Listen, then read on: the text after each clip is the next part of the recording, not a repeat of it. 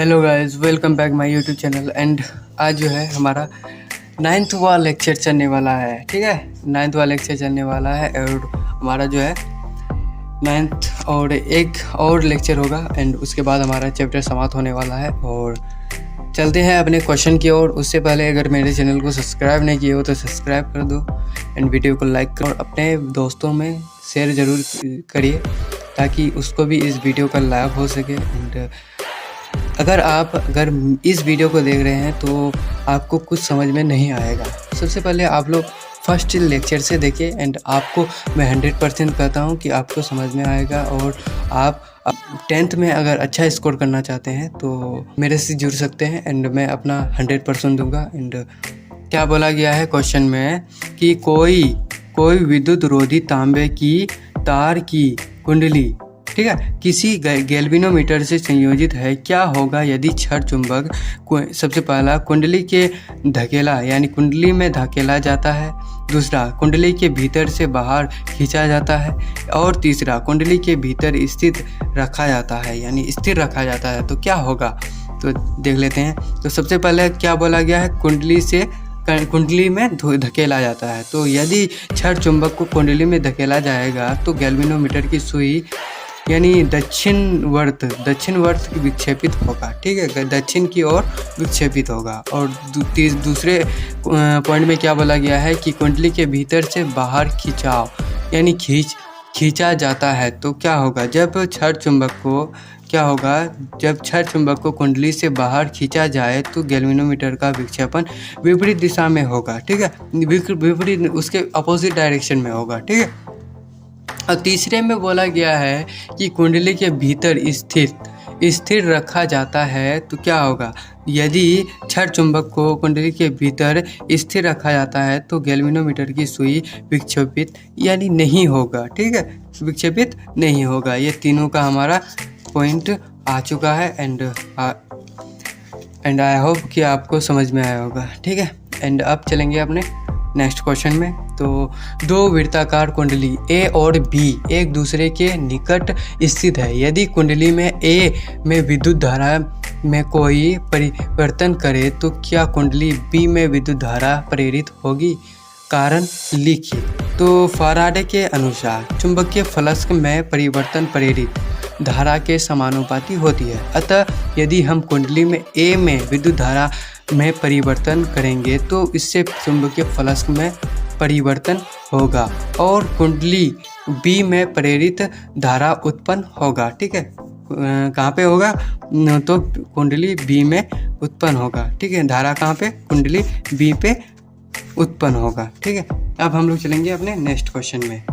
अब हमारा next question में क्या बोला गया है कि निम्नलिखित की दिशा निर्धारित करने वाला नियम लिखिए। ठीक है, तो सबसे पहला किसी विद्युत धारावाही सीधे चालक के चारों ओर उत्पन्न चुंबकीय क्षेत्र, ये हमें बताना है। और दूसरा में किसी चुंबक क्षेत्र में क्षेत्र के लंबवत स्थिर विद्युत धारावाही सीधे चालक पर आरोपित बल, इसे बताना है किसी चुंबक। और तीसरे में बोला गया है किसी चुंबकीय क्षेत्र में किसी कुंडली के घूर्णन करने पर उस कुंडली में उत्पन्न प्रेरित विद्युत धारा। तो सबसे पहले में बोला है किसी विद्युत धारावाही यानी सीधे चालक के चारों ओर उत्पन्न चुंबकीय क्षेत्र। तो हमारा जो मैक्सवेल का दक्षिण हस्त अंगुष्ठ नियम का कॉर्क, जो जिसे हम लोग कॉर्क नियम है, इससे आप लोग समझ सकते हैं। ठीक है, तो मैक्सवेल का दक्षिण हस्त अंगुष्ठ नियम या कॉर्क स्क्रू नियम से क्या होता है, विद्युत चुंबकीय क्षेत्र में लंबवत स्थित क्या होता है, विद्युत धारावाही सीधे चालक पर आरोपित बल होती है। ठीक है, एंड नेक्स्ट में क्या है कि फ्लेमिंग का वाम हस्त नियम से, ठीक है, इससे और फ्लेमिंग के दक्षिण हस्त नियम से क्या किसी चालक यानी किसी चुंबकीय क्षेत्र में कुंडली के घूर्णन करने पर कि कुंडली में उत्पन्न प्रेरित विद्युत धारा क्या होगा, फ्लेमिंग का दक्षिण हस्त नियम से होता है। ठीक है,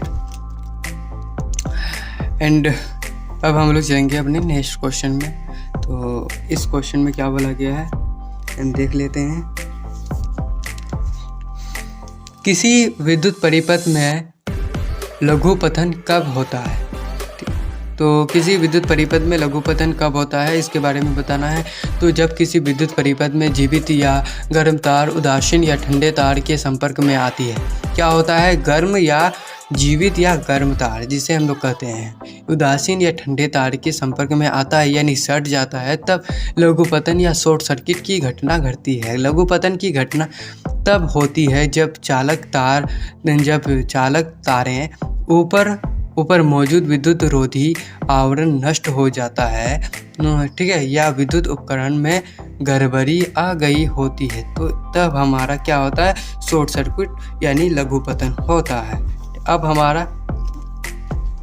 ये तो है हमारा नॉर्मल सा क्वेश्चन, एंड ये सब लेक्चर में हमारा जो है नॉर्मल सा ही क्वेश्चन चलने वाला है। एंड देख लेते हैं इसमें क्या बोला गया है कि भूसंपर्क तार का क्या कार्य है। तो विद्युत के आवरण वाले विद्युत साधित्रों को भूसंकर्पित करना क्यों आवश्यक है। तो भूसंकर्पित तार या अर्थिन वायर का मुख्य भूसंकर्पित तार या अर्थिन वायर का मुख्य कार्य हमें आघात से बचाना होता है, ठीक है। तो कम वोल्टेज की स्थिति को यानी वोल्टेज की बढ़ाना, कम जो वोल्टेज होगा उसकी स्थिति को बढ़ाना होगा, और धातु के आवरण वाले उपकरण जैसे फ्रिज, वॉशिंग मशीन, गीजर आदि को भूसंकर्पित किया जाता है, क्योंकि कई बार इन उपकरणों से धारावाही यानी प्रवाहित धारा जो होता है वो हमारे उपयोगकर्ता को विद्युत आघात लगता है।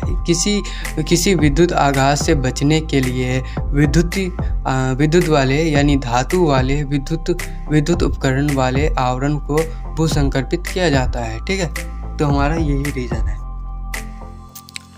अब देख लेते हैं नेक्स्ट क्वेश्चन। तो फ्यूज और उसकी सुरक्षा के बारे में ये क्वेश्चन है, एंड उसके बारे में देख लेते हैं। तो फ्यूज विद्युत परिपथ का सुरक्षा युक्ति है कैसे।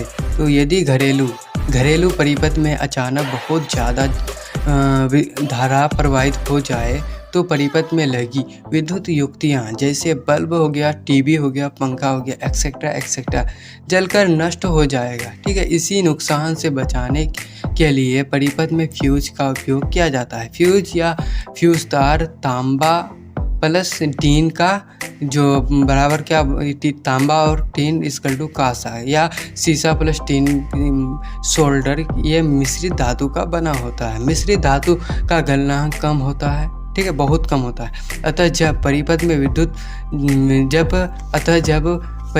अधिक विद्युत प्रवाहित यानी धारा प्रवाहित होती है तो फ्यूज तार गल जाता है और क्या होता है, परिपथ में विद्युत धारा का प्रवाह बंद हो जाता है और परिपथ में लगी विद्युत युक्तियाँ नष्ट होने से बच जाती है। अतः फ्यूज क्या होता है, फ्यूज विद्युत परिपथ का सुरक्षा युक्ति है। अब तो हमारा फ्यूज नहीं लगाया जाता है विद्युत परिपथ में, अब तो हमारा टेक्नोलॉजी जो है एडवांस हो चुका है। हम लोग अब क्या लगाते हैं घर में, तो MCB लगाते हैं। MCB वो फ्यूज उससे तो फ्यूज वो उड़ जाता था। अभी क्या होता है, अगर कोई भी विद्युत आघात होता है या कोई भी खराबी होता है तो वो हमारा जो MCB है वो गिर जाता है।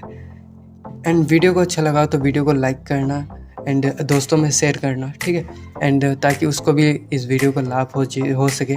एंड अगर मेरे फर्स्ट लेक्चर से आप लोग रेगुलर नहीं देख रहे हैं तो फर्स्ट जाके मेरे फर्स्ट लेक्चर को देखें, एंड डिस्क्रिप्शन बॉक्स में मेरा प्लेलिस्ट का लिंक दिया हुआ है, एंड जाइए और देखिए। And thank you for watching the video.